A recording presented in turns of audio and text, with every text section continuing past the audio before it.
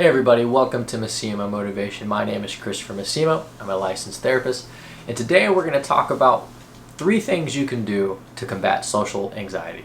So stay tuned.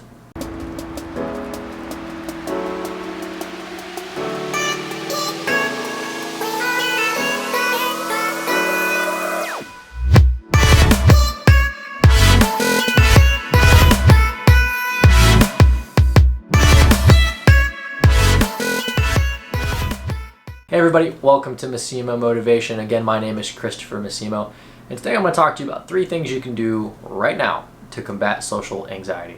So what is social anxiety? So social anxiety is a feeling of worry, nervousness focused primarily on social interactions. So it can be presented in multiple ways. Physiological symptoms are very, very common. So those are things like sweaty palms, rapid heart rate, maybe some dizziness, and it's specific to social situations. So it's a fairly common form of of anxiety, but I do feel like it is overdiagnosed. Nevertheless, it is something that is real, tangible, and very uncomfortable for a lot of people. So the first thing you can do is cognitive restructuring. So cognitive restructuring is a psychotherapy process of learning to identify and then dispute irrational or maladaptive, unhealthy thoughts, known as cognitive distortions. Such as all or nothing thinking, overgeneralizing, catastrophizing, mind reading, and a bunch of others. This is a video over cognitive distortions. But the idea is you challenge these thoughts, these expectations, these ideas, these groups, and your perceptions on them in a way that is realistic and healthy.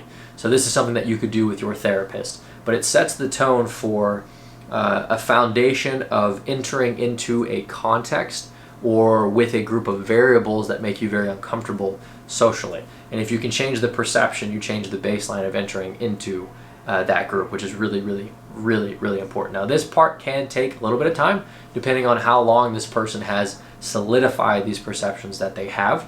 And it takes a little bit of relationship building, because if it comes from somebody like mom or dad, where your relationship dynamic is totally different, even though the relationship is strong in the sense that it's familial, you do need sometimes a third party who can put things in perspective and your reality into words that make sense to you, and also challenge it with a combination of trust and logic. So the second thing you can do is called systematic desensitization. So systematic desensitization is a treatment typically for phobias in which the client is exposed progressively to the thing that causes them angst. So in this case, those would be different social settings in small doses that incrementally get more uncomfortable for the individual. So an easy way to think about this is you wouldn't go to a concert before you went to a kickback, right? You wouldn't hang out with your best friend before you went rafting with a group of people you don't know.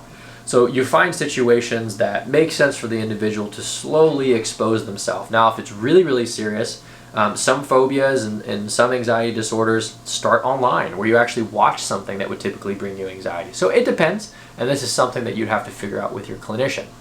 But it's incredibly important to do it in a way that doesn't pull you back and into your shell to where you stop with treatment. So you have to do it the right way. The third thing you need to do, and perhaps the most important and annoying, is you need to practice this in real life.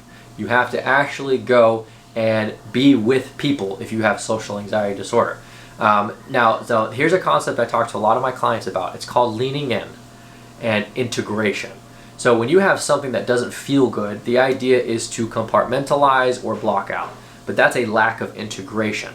That's a lack of leaning in. Integrating is experiencing something that is very uncomfortable, or thinking about something that's very uncomfortable, and finding ways that it currently exists in your life and how you can better utilize it in your current life.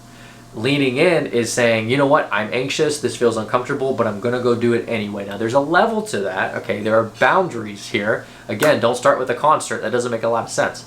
But you wanna do things that allow you to lean into that problem, to integrate into that problem in real life. Now, the systematic desensitization is obviously gonna help with that some, but there's gonna be other areas of your life where you have to impose yourself kind of into the thing that makes you feel uncomfortable. And this is common for basically all treatments. Got a couples problem? We need to talk about it in session. It's uncomfortable. Got a set of depressive symptomologies? There's Maybe there's something in your past that you're holding into. PTSD, super common, right? So there's a lot of things that you have to lean into when you have a diagnosis or you have a particular disorder that feel uncomfortable, but you still need to do it. So those are 3 things that don't take a lot of time or a lot of thought that you can begin doing right now. So if you don't have access to a clinician, you can read about these types of things. You can read about cognitive restructuring. In fact, there's a concept I discuss called mental diet.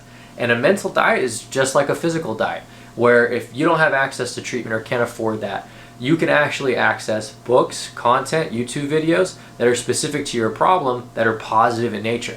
And the more you consume that, the faster your psyche will change, your perceptions will change. And it's a function of your diet. What you consume changes the way you interpret and interact with your world. And that's super, super important. So don't feel like you have to have a therapist to get through some of these issues. Now, navigating the waters effectively can get more difficult when you're on your own because, again, you're coming from the perception of challenge where you have social anxiety disorder. So it's harder for you to make those decisions that are in your best interest when you're getting flooded by all these emotions. Sometimes it's easier to lean into the perceptions and recommendations of another, but somebody who understands the issue and you individually.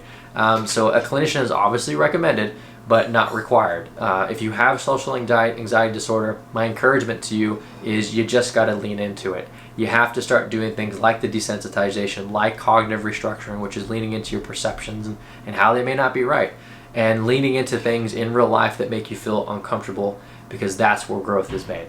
So guys, I hope this was helpful for you. 3 super simple things you can start doing, hopefully with somebody, but perhaps on your own. If this was helpful for you, please hit that subscribe button, hit that like button, and as always, remember, mind, muscle, maximize.